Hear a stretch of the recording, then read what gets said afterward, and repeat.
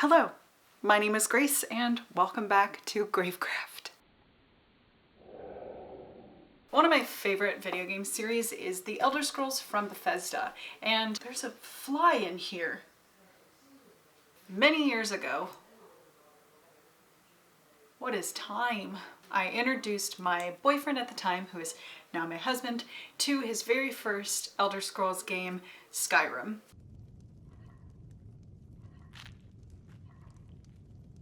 So SKYRIM has always just meant a lot to my husband and I, our relationship, and I've always wanted to make something from it. I have a long list of things I'd like to create, but Aela the Huntress was absolutely one of the first ones that I really wanted to do. Maybe someday I'll make the dragon bone armor.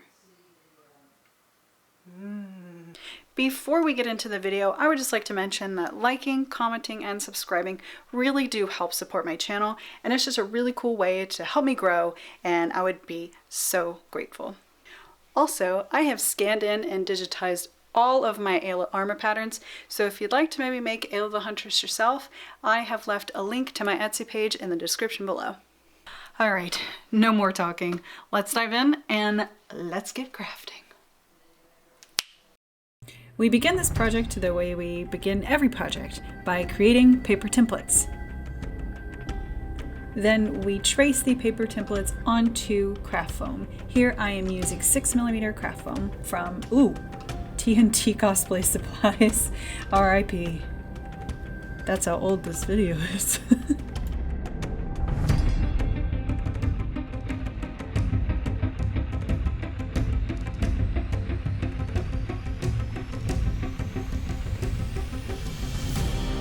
For the swirl details, I am using 4mm HD craft foam from SKS Props. I'm actually using a lot of old TNT Cosplay Supplies scraps that I have lying around, which just goes to show you that saving all of your usable craft foam is absolutely worth it. I use my paper templates as a guide to stick on the swirl detailing as best as I can.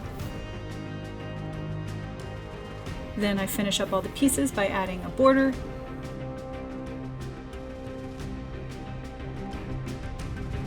And my least favorite method for adding rivets, googly eyes.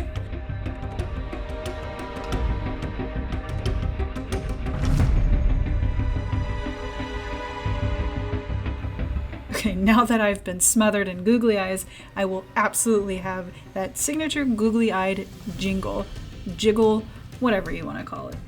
Next, I'm using just some SKS Props foam clay to give the upper armbands a bit of curvature. For all of Aela's gemstones, I'm going to be resin casting them. I'm using just some blue resin dye, and actually I added some blue gel food coloring, and it worked really well, so if you don't want to spend money on actual resin dyes, food dye works perfectly. I stirred in some glitter and finished it with some gold leafing metal, and they are looking really good.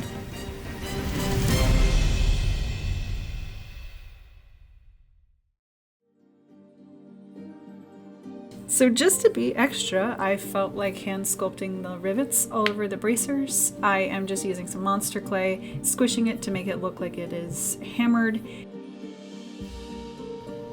And I did the same technique for the belt buckle as well. After making a mold, I then just cast them in resin.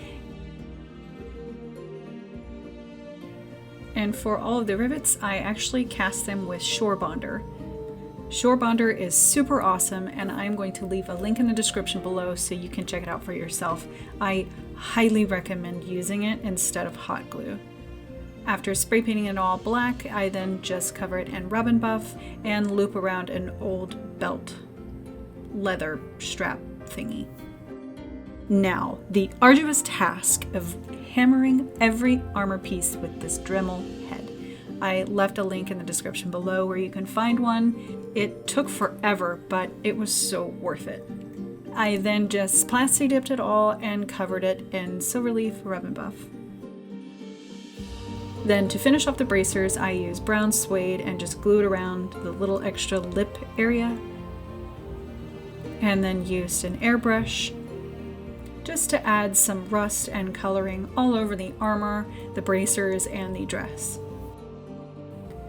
After sewing on some finished pieces and airbrushing it, I realized that I did not film the making of the dress at all. I actually bought the base of the dress off of Amazon, and I will leave a link to the dress in the description below if I can find it. Again, that's how old this video is. I then attach all these little fur pieces to the shoulders by using my Shore Bonder cosplay stick. Again, highly recommend.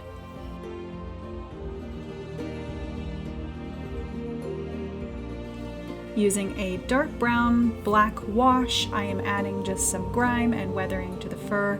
Aela's nasty. She runs around in the woods. She needs to be weathered and kind of dirty.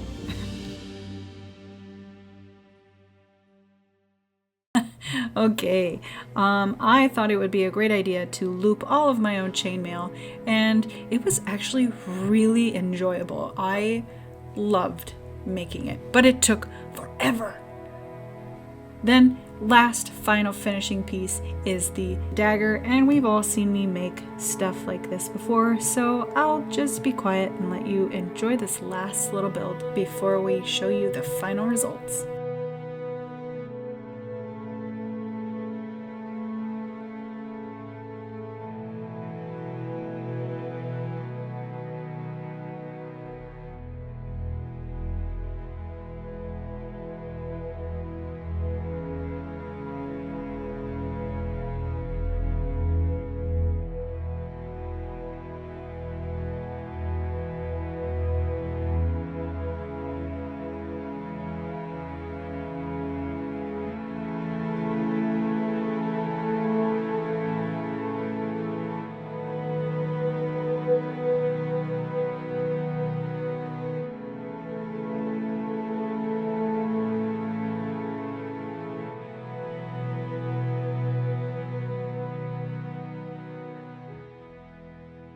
Alright, there we have it. Aela's costume is complete. And I am super excited to share with you the final finished costume. But before that, I wanted to thank you so much for watching. If you had any questions or thoughts, please leave in the comments below and stay tuned for the next video because we're going to be exploring something a tad bit different and I'm really excited. Thank you so much for watching. Here is the finished Aela costume, and I'll catch you in the next one.